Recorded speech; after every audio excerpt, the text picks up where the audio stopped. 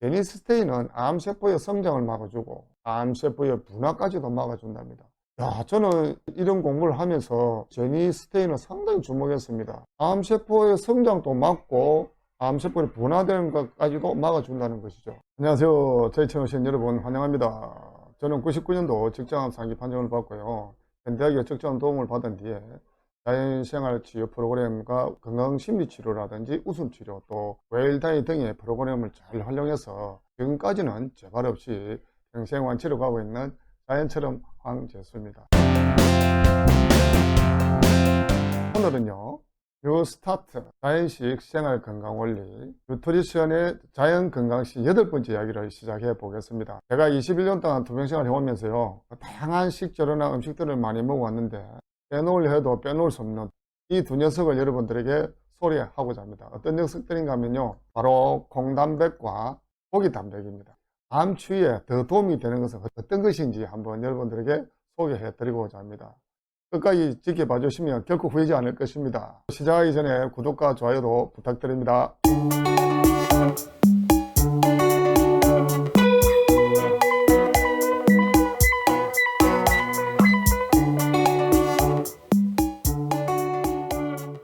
여러분, 옛날에는요, 이 동물성 단백질이 우수하고 식물성 단백질은 열등하다고 했지만 단백질의 질, 즉 생물과를 비교하면서부터는요, 이 인식이 많이 바뀌기 시작했다 그래요. 그래서 3, 40년 전과는 달리 동물성 단백질이 식물성 단백질보다 우수하다고 볼 수 없다는 것입니다. 이 암에 대한 연구에서 암은 동물성 단백질 과잉 섭취와 관련이 있고 또 암을 촉진하는 인자라는 것을 확인했다 그래요. 그리고 뉴욕의 알랑크님 연구자, 또 낙농 제품과 쇠고기 단백질은 임파 종양에 강한 관계가 있다고 발견을 하였습니다. 그리고 암스트롱과 도울은 동물성 단백질 섭취 증가는 유방암, 대장암, 전립선암, 또 신장암, 자궁암의 위험률들을 상당히 증가시킨다는 것을 발견하기도 했죠. 그리고 또 챙 박사가 생제 실험을 하였는데 A 집단에는 표준 식사의 22%의 우유 단백질 카제인을 먹였고 B 집단에는 카제인을 75%나 빼내고 카제인을 75%나 줄인 식사를 주었다고 해요. 그 결과 보니까 차이점은 카제인을 줄인 양과 비례하여 암이 진행됐다는 것입니다. 그리고 또 이 표준 음식을 먹은 생쥐는 약 64%가 간암에 걸렸었고 또 저동물성 단백질을 먹은 생쥐는 16% 정도만 암에 걸렸다 그래요. 상당한 큰 차이를 보이고 있습니다. 그래서 우유 단백질 대신에 대두 단백질 또는 식물성 단백질을 동일한 범위로 20% 정도 올렸을 때 암의 위험률은 증가하지가 않았다는 것이었죠. 상당히 놀라운 실험이었습니다. 그러면 왜 이 고동물성 단백질 시기가 암 위험률을 증가시킬까? 그 이유를 잠시 한번 살펴보겠습니다. 여기에는요, 유사 인슐린 성장 인자라 해가지고 LFG2라고 하는 성장 호르몬 수준이 높기 때문이라고 이야기를 합니다. 이 성장 인자가 암세포들에게 성장 특기를 준다고 그래요. 참 특이합니다. 그래서 암에는 식물성 단백질이 더 낫다 이렇게 이야기하고 있습니다. 또한 동물성 단백질을 많이 섭취하면요, 이 NK세포 있죠, 자연살상세포가 그 수가 현격하게 감소한다고 그래요. 이 자연살상세포는 우리 암 환자들하고는 밀접한 관계가 있다고 봐야 되겠죠. 우리 암 환자들에게는 굉장히 유익한 면역세포라고 할 수 있습니다. 그리고 또 이 고단백 식이는 T세포에도 좋지 않은 영향을 주었다고 합니다. 그래서 우리가 먹는 음식에 페닐알라닌과 타이로신 두 아미노산이 있는데요. 이 아미노산을 제한하면 면역계가 상당히 향상된다는 것이죠. 그런데 이 아미노산은요, 동물성 음식에 많이 들어있고 식물성 음식에는 소량만 들어있다는 것입니다. 자, 그러면 이 페닐알라닌과 타이로신이 어떻게 우리에게 영향을 끼치는지 한번 보겠습니다. 페닐알라닌과 타이로신과 같은 이 특정 필수 아미노산을 제한하는 것은요, 이미 전이된 암 치료에도 굉장히 도움이 된다는 증거가 있다는 것이죠. 현대의학도 상당히 곤란해하는 것인데 전이된 치료에 도움이 된다는 것이다. 암과 100가지 전이된 흑색종 피부암에 걸린 생쥐를 동물 실험을 해보니까요, 특히 이 아미노산이 낮은 음식을 먹었을 때는 종양의 성장이 멈추더라는 것입니다. 또 정상적인 음식을 먹인 생쥐는요, 흑색종이 빠르게 성장해서 이내 죽어버리더라는 것이죠. 그래서 우리는 이 페닐알라닌과 타이로신 이 아미노산을 상당히 주목해 볼 필요가 있다, 이렇게 보는 것입니다. 그래서 이 페닐알린과 타이로신을 음식에 들어있는데 그 비교를 한번 살펴보겠습니다. 여기 보시면 식품 페닐알린, 타이로신이 미노그램인데요. 사과 소수 반 컵에는 6에서 4 정도밖에 안 들어있습니다. 사과 14, 12, 양배추 18, 26, 베일류, 콜라드 이게 한 컵을 먹었을 때 61, 47 정도, 여자입이 90에서 180. 여기 보면 채소 중에서 렌틸이 상당히 좀 많이 들어있습니다. 그죠? 렌틸. 그리고 계란보다 오히려 렌틸이 많죠. 우유보다도 많고요. 예, 참치 970에서 836. 자, 여기서 이제 생선보다는 육고기가 훨씬 많습니다. 그렇죠? 등심 스테이크가 약 한 90g, 페닐알린이 1012, 타이로신이 868, 닭가슴살 한 개에 더 많네요. 1147, 96g 이렇게 많이 함유가 되어 있답니다. 그렇다면 우리가 이 표를 보고 어떤 음식을 우리가 많이 섭취했을 때 아까 그와 같은 생지의 암이 성장을 멈추고 아니면 빨리 죽듯이 우리 인체도 해를 끼칠 수 있다. 참고할 만한 내용들이죠. 그래서 암에는 식물성 단백질이 더 낫다고 그래요. 또한 이 NK세포가 굉장히 감소한다는 보고도 있고요. 또 고단백 식이는 T세포에도 좋지 않는 영향을 줬다고 합니다.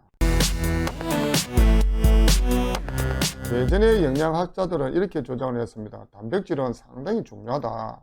그리고 세포의 원형질 구성을 하고 사람이 생명 유지하고 건강을 누리면 반드시 단백질을 섭취해야 한다고 해요. 이것은 예나 지금이나 다를 게 없다고 저는 생각합니다. 그러면서 이 우수한 단백질은 예전의 학자들은 동물성 단백질이라고 이야기를 하였습니다. 이유는 이 단백질에 들어있는 필수 아미노산이 골고루 들어있기 때문에 동물성 단백질이 훨씬 우수하다고 이야기를 했었거든요. 그리고 또 건강을 유지하려면 우수한 단백질인 동물성 단백질을 반드시 섭취해야 된다, 이렇게 주장을 했습니다. 그렇다면 오늘날 연구라든지 기술이 발달된 현재는 어떻게 보고 있느냐도 중요하겠죠. 현재의 영양의 발견은 이렇게 이야기하죠. 단백질 함량을 봤을 때는 콩이 고기보다 2배 이상 많다, 현재 영양학들은 이야기를 하고요.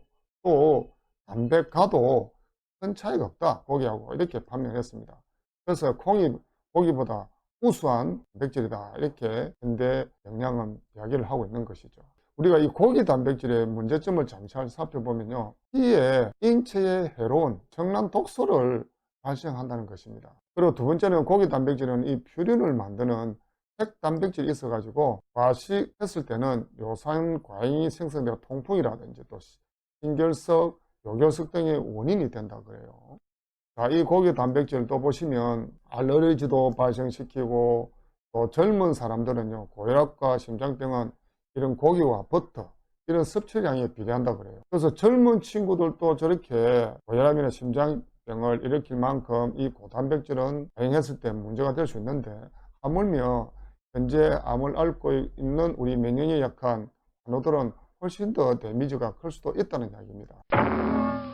이번에는 고기 지방의 문제점에 대해서 잠깐 한번 볼까요? 우리가 잘 알고 있듯이 이 암 발생률을 증가시킨다고 합니다. 이렇게 먹음직하게 생긴 소고기들이요. 두 번째는 고기 지방은 융점이 높아서 인체 내에서 생각보다는 유용하게 이용이 안 된다는 것입니다. 그리고 동물성 지방산은요, 이 혈관 찌꺼기를 생성하고 또 우리 혈관을 막게 하고 혈액순환장애를 상당히 많이 가져온다는 것입니다. 결국 고기와 고기 지방산을 과잉 섭취하는 사람들은 좀 암 발생률이 높다, 이렇게 보고가 되고 있습니다.